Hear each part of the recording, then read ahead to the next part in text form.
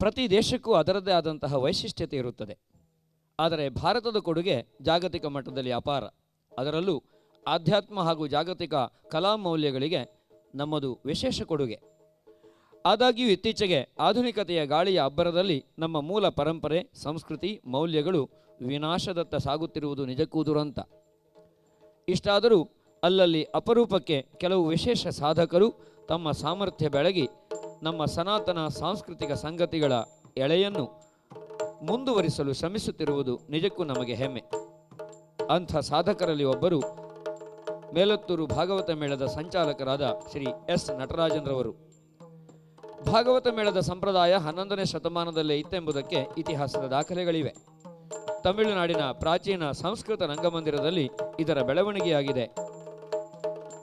ಶ್ರೀದೇವರಾದ ನರಸಿಂಹನನ್ನು ಸ್ತುತಿಸುವ, ಆರಾಧಿಸುವ ವಿಶೇಷ ಪದ್ಧತಿಯೇ ಈ ಭಾಗವತ ಮೇಳದ್ದು. ಭರತನಾಟ್ಯದ ಅಭಿನಯ ತಂತ್ರಗಳು, ಸಂಗೀತ, ಅಭಿನಯ, ನೃತ್ಯ, ಮಾತು ಇವೆಲ್ಲವುಗಳ ವಿಶಿಷ್ಟ ಸಂಯೋಜನೆಯೇ ಭಾಗವತ ಮೇಳ. ಕಲೆಗಾಗಿಯೇ ಕಲೆ ಎಂಬ ಮೂಲತತ್ವ, ಭಕ್ತಿ, ಸಂಗೀತ, ನೃತ್ಯ, ನಾಟಕಗಳ ಸಮ್ಮಿಲನ ಇದರ ವೈಶಿಷ್ಟ್ಯತೆ. ಶ್ರೀ ಲಕ್ಷ್ಮೀನರಸಿಂಹ ಜಯಂತಿ ಭಾಗವತ ಮೇಳ ನಾಟ್ಯ ನಾಟಕ ಸಂಘಂ ಎಂಬ ಹೆಸರಿನಿಂದ ಪ್ರಾರಂಭವಾದ ಈ ಸಂಘಟನೆ ಇಂದು ಮೇಲತ್ತೂರು ನಟರಾಜನ್ ತಂಡ ಎಂದೇ ಪ್ರಸಿದ್ಧಿ ಪಡೆದಿದೆ.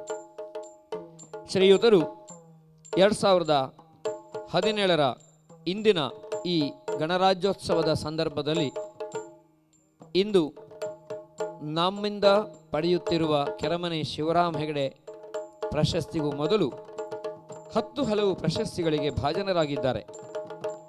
ಸಂಪ್ರದಾಯ ಭಾಗವತ ನಾಟ್ಯ ಕಲಾನಿಧಿ ಅಕ್ಟೋಬರ್ 1976ರಲ್ಲಿ, ಕಲೈಮಾಮಣಿ ಜನವರಿ 1979ರಲ್ಲಿ, ಭರತಂ ಪ್ರಶಸ್ತಿ ಜೂನ್ 1990ರಲ್ಲಿ, ವಿಶ್ವ ಕಲಾಭಾರತಿ ಪ್ರಶಸ್ತಿ ಡಿಸೆಂಬರ್ 2002ರಲ್ಲಿ, ಸಂಗೀತ ನಾಟಕ ಅಕಾಡೆಮಿ ಪುರಸ್ಕಾರ ಜುಲೈ 2003ರಲ್ಲಿ, ಭಾಗವತ ಲಾಸ್ಯ ನಿಪುಣ ಮೇ 2006ರಲ್ಲಿ ಹಾಗೂ 10 ಹಲವು ಇತರ ರಾಷ್ಟ್ರಮಟ್ಟದ ಪ್ರಶಸ್ತಿಗಳಿಗೆ ಶ್ರೀಯುತರು ಭಾಜನರಾಗಿದ್ದಾರೆ.